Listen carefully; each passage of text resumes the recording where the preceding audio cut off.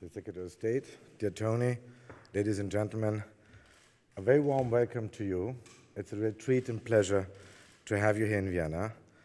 And I believe your presence is not only a visible sign of our strong partnership.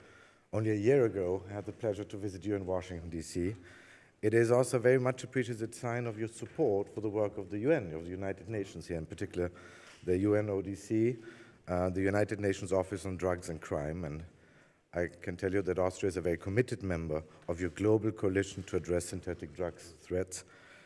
I believe the fight against this scourge of organized crime and drug trafficking needs our full attention and more than less international cooperation.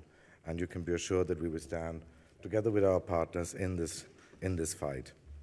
Together with the Chancellor Karl Nehammer, we had a very good exchange on a number of geopolitical hotspots which are on top of our agenda on both sides of the Atlantic, be it the Russian continued war of aggression against Ukraine, the dire situation in the Middle East, or the stabilization of the Western Balkans. And our convergence on these issues illustrates a strong and solid foundation on which the Austro-American strategic partnership is built.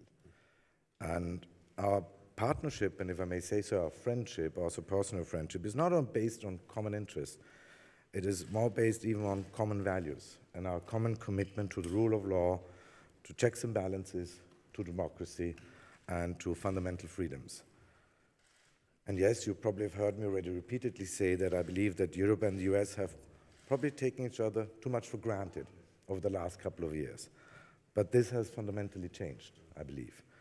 And in these trying times, we realize that we do not only share, but we also have to defend the values that unite us.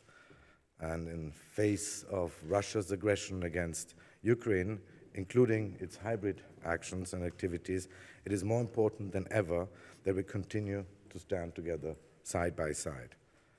And I believe very strongly that how we act together now will significantly impact on the way we are seen for the decades to come.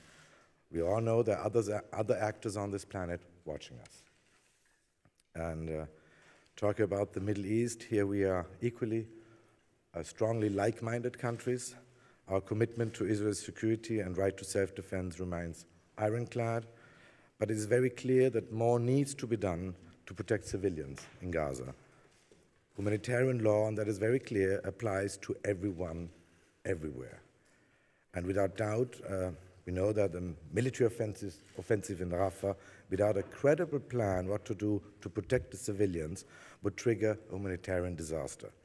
We urgently need a humanitarian pause to get the hostages out of Gaza and more humanitarian aid into Gaza.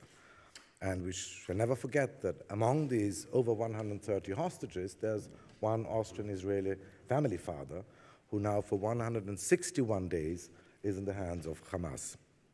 And in this respect, I'm extremely thankful not only to the vital role of the United States, but also to your personal, tireless and extraordinary commitment and engagement in the region.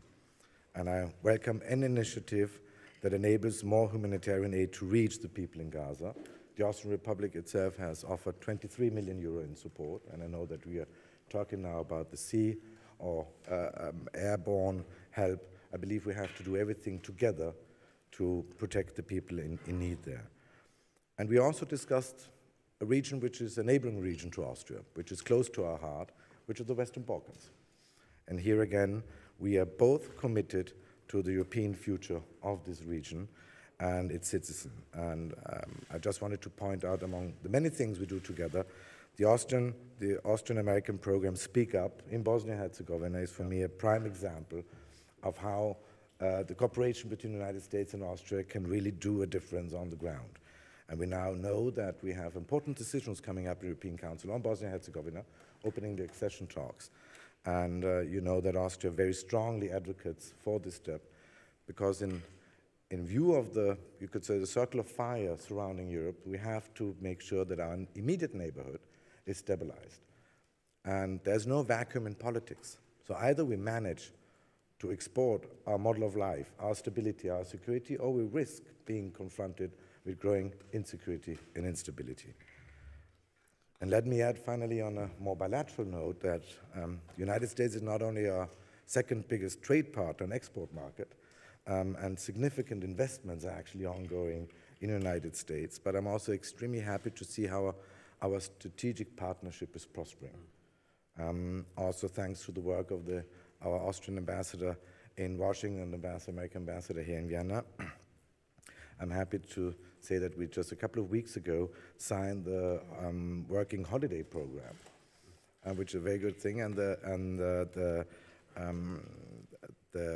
Austrian-American Media Fellowship Program, which we already launched a couple of years ago, is proving to be a true success story.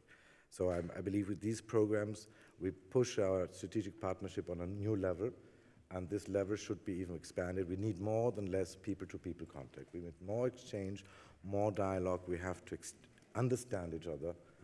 And I believe in this year, 2024, it's probably more important than in others. We have important elections coming up in Austria and in the United States.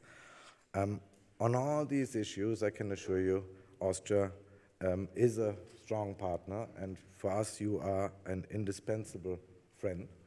And again, on this note, thank you for being here, and I'm happy to welcome you and happy for the talks we have here in Vienna and we had already in the past. Thank you.